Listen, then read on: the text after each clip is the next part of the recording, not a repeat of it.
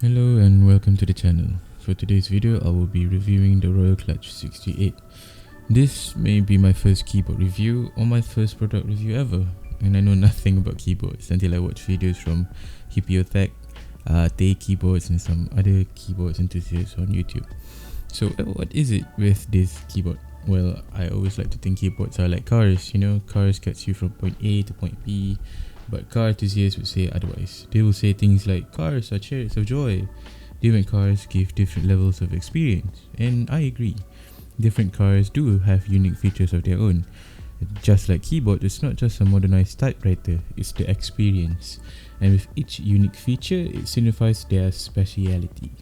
I may be new to the keyboard world, but this is my personal take on the Royal Clutch RK68, the 837 model, plus some Durock T1s.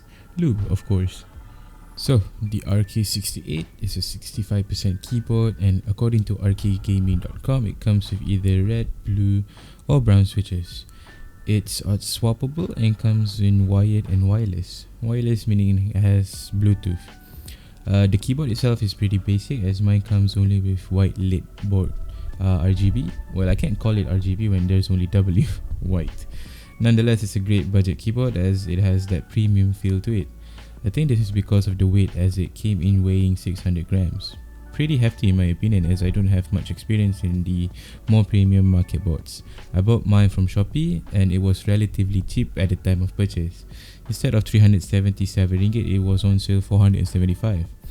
I did have a problem with the seller, as I actually ordered the one with brown switches, but the one I got was blue ones. However, I digress. I was going to switch the switches anyway. Anywho, about the board, like I said, it's pretty basic, and if you don't mind being the plain Jane of keyboards, then this is the perfect keyboard for you. It's hot-swappable, has north-facing LEDs, and it's small and compact.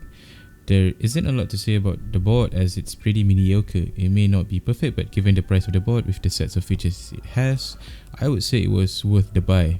I mean, look, the sides came off. Wow. Okay, I did do something to the keyboard. I took it apart to put some leftover foam I had. I saw this from Hippio putting pillow filling, so I thought I might try it myself, but with some sound insulation foam. It is supposed to make the board more muted, but I'll let you be the judge of that. Here's the sound test before and after.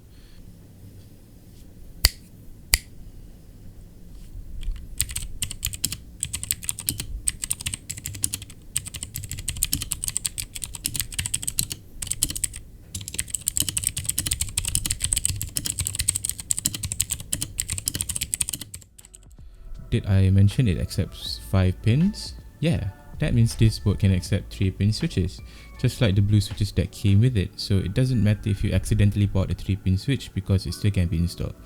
As I mentioned before, the keyboard came in with these blue noisy clacky switches. Don't get me wrong, I enjoyed clacky for a while, to the point even my friends would say, "Nice clacks, can you make it louder?" It was too loud, hence why I swapped it for the Durock T1s, and may I say, what an experience. I have never tried typing on a tactile switch before, so this is it. I bought this off of Shopee from a store called Rebulk Keyboards. They offered a pretty nice variety of switches, and I must say they did a great job on the delivery and package.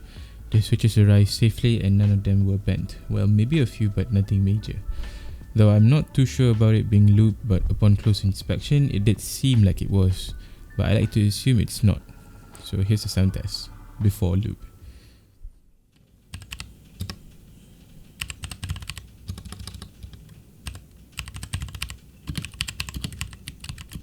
Okay, so now I know nothing about switches. All I know if they sound good or not. It's entirely up to your preference though. But for your keyboard nerds, here's the specs. The T1 is a tactile switch, which means it has that profound tactile bump when you press down the keys. For the build, it consists of a 67-gram spring enclosed in a polycarbonate top housing and a nylon bottom. It's a very well-rounded experience given its 4mm travel with 2mm actuation. It has a beautiful teal-colored stem, which is honestly eye-catching and probably one of the reasons why I bought them. I mean, look at them. It's so beautiful.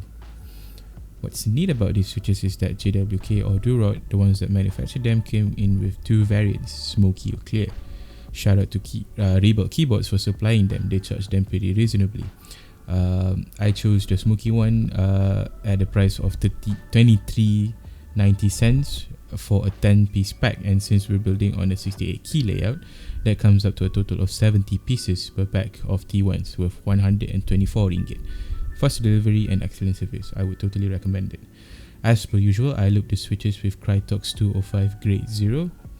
It's a staple for almost all switches and a common recommendation by almost all of the keyboard legends.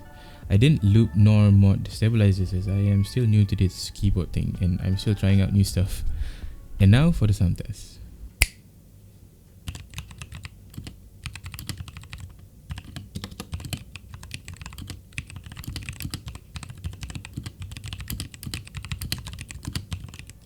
May I say these switches are buttery. Buttery, I feel like making French toast on my board. It's no longer a board, it's a frying pan, goddamn. But I think that's partly my fault because this is my first experience looping a switch and probably my first ever keyboard experience. And what can I concur on this fine piece of buttery goodness? Overall, I liked it.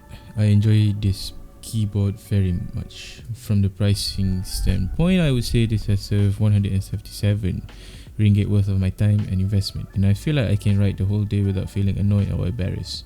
It's the kind of keyboard that you can just take off your headphones and listen to yourself type. The board is compact enough that I don't need to save so much to accommodate for its size. In terms of design and aesthetic, I would say it's sort of plain. Not a bad plain, but a good plain. It's boring but it's cool. Get it? Nonetheless, for beginners looking for a starter keyboard without the hassle of fine-tuning the board or wouldn't care about the aesthetics but want that flexibility of swapping out switches in the future, then this is the keyboard for you. You get what you paid for, and for the price and sets of features, I would say it was priced reasonably. On top of that, the Loop T1s has done nothing but pleasuring myself, not in the way you're thinking.